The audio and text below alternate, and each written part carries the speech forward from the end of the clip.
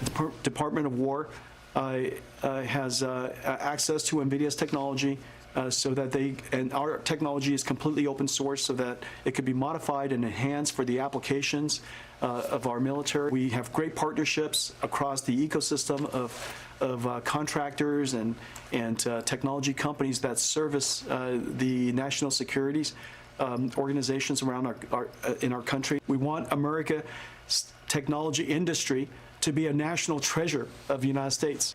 And it's going to be, of course, creating jobs, enhancing our manufacturing sector, reducing our dependence on other countries and manufacturing is a core part of our national security.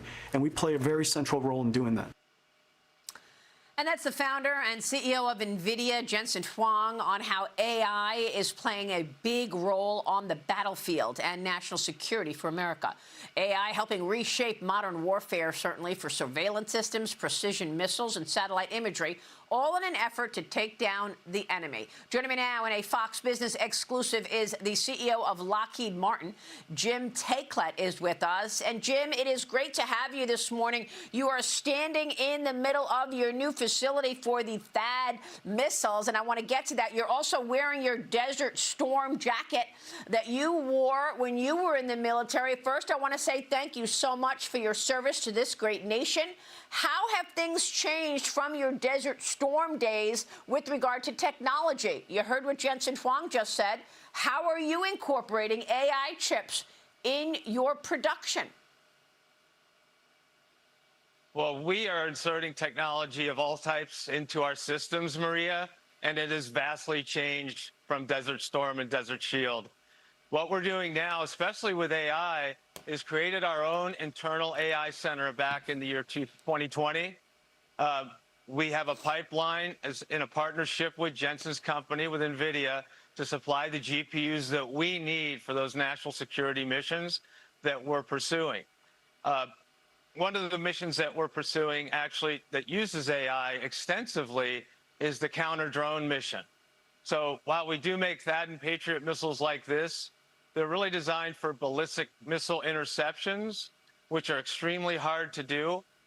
This technology alone is fantastic in being able to essentially hit a bullet with a bullet in space and destroy an incoming ballistic missile that's threatening our people, threatening our bases, threatening our allies. But along with that, we have to be able to match. Yeah, we have to be able to match with technology other threats. And we want to match the threat to the cost of our counter threat. So what we're doing is we're using AI to develop a counter-drone system with 3 elements. We call the whole system Sanctum. And what it does is it senses these small drones coming at you. Maybe it's a swarm or one at a time. It can identify, using AI, if that drone is a threat, if it's friendly, is it a target. Then it can try to predict with AI where that drone's going to go so that we can intercept it and destroy it. Along with that, we're also inventing a device we call Morpheus, which is already up and running, working in test. And we're actually using it with SOCOM for some trials to figure out how to use high-power microwaves on another drone to fly next to the target drone and zap it, essentially, with a high-powered microwave and destroy it, and then move on to the next. This drone that we're building, with the help of AI, will enable us to attack 50 different drones with one mission without firing any weaponry. Wow. Another piece of the system, we have electronic attack. We also have physical attack. And what we did was we converted, again, using technology in new ways, Maria, the standard missile that we have on the Apache helicopter that we build, it's an air-to-ground missile. So what we asked the team to do is think about, since the Army has so many of these relatively cheap missiles in its stockpiles, could we convert that air-to-ground missile off a helicopter to a ground-to-air missile to actually hit and destroy a drone cheaply and match the cheap drone with the cheap missile? And we're actually showing that we can do that as well. So we basically have a 4-pack of these, Hellfire missiles.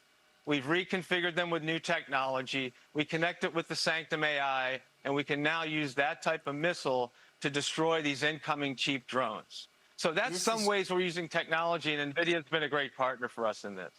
Well, this is just extraordinary. The precision that you're talking about is just next level. No wonder President Trump is constantly saying we have the best military in the world. We also have the best technology and the best infrastructure in the world.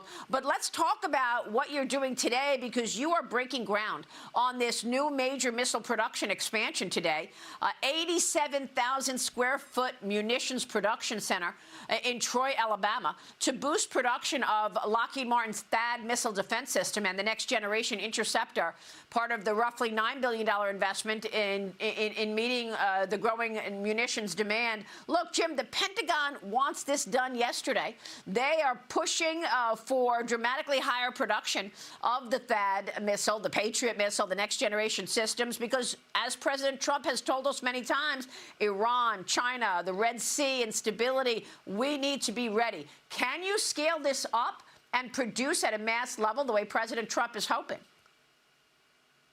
Yeah, we absolutely can, Maria. So a few months ago, we were in discussions with our partners at the Pentagon, and they asked us to triple the production of Patriot missiles, quadruple the production of THAAD missiles, which is what you see behind me, and quadruple the production of new PrSM strike missiles.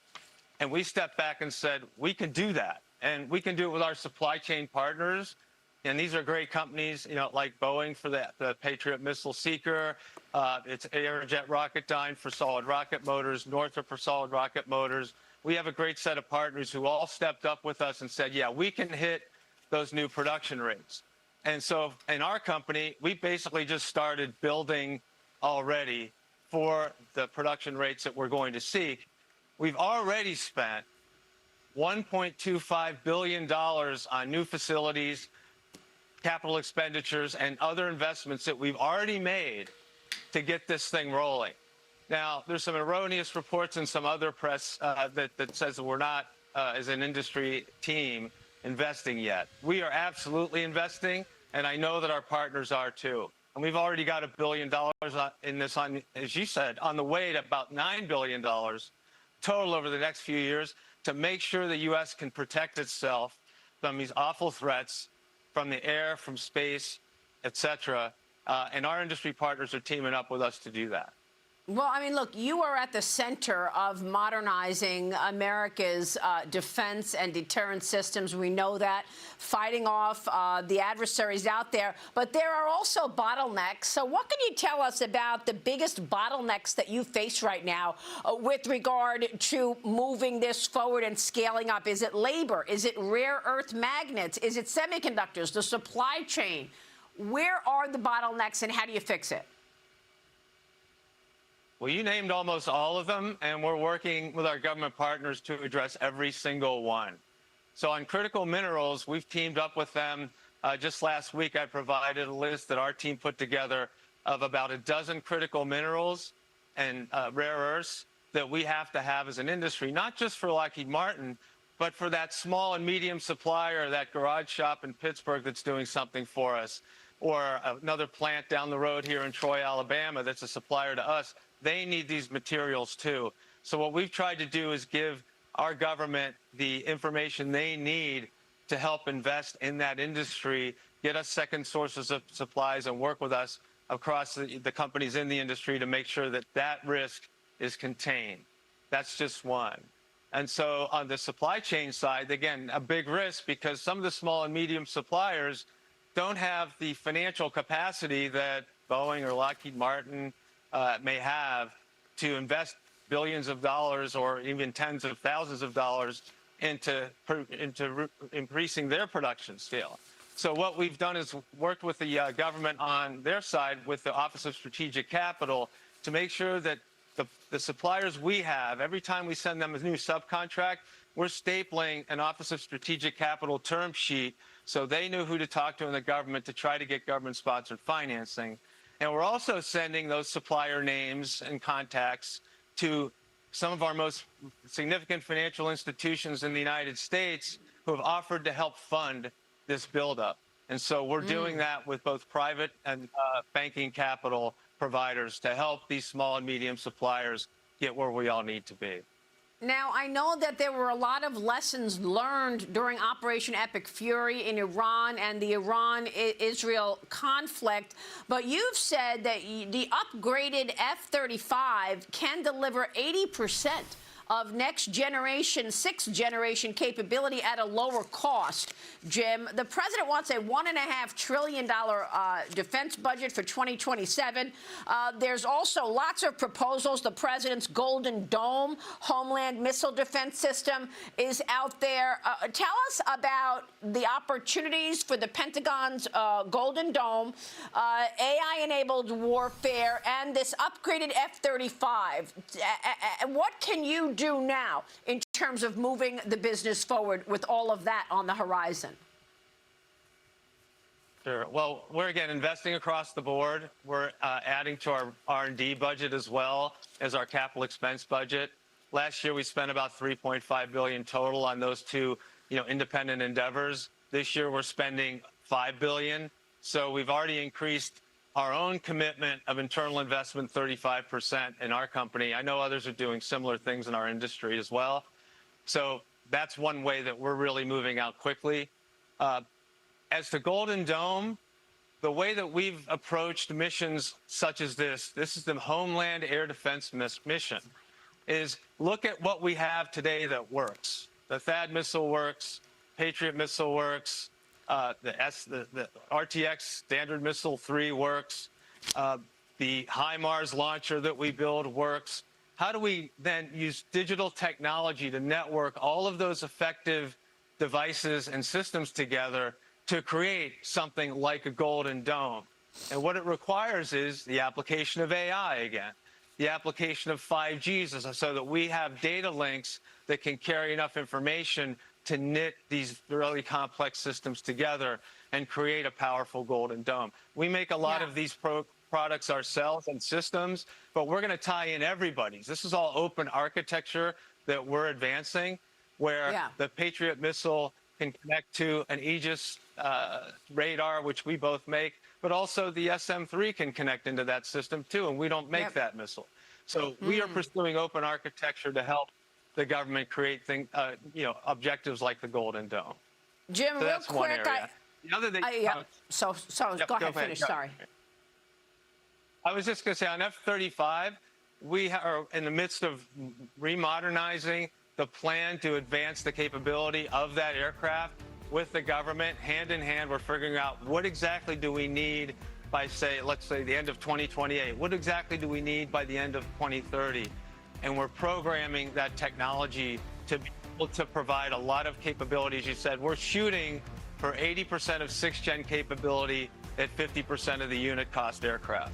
So those are the kinds of things that require advanced digital technology to be able to do. That is incredible. Jim, that is wonderful, and it's notable that you did not buy back any stock, and you're putting your cash totally in investment. We so appreciate you joining us this morning, and thank you for your leadership. Jim Taiclet joining us as the CEO of Lockheed Martin. That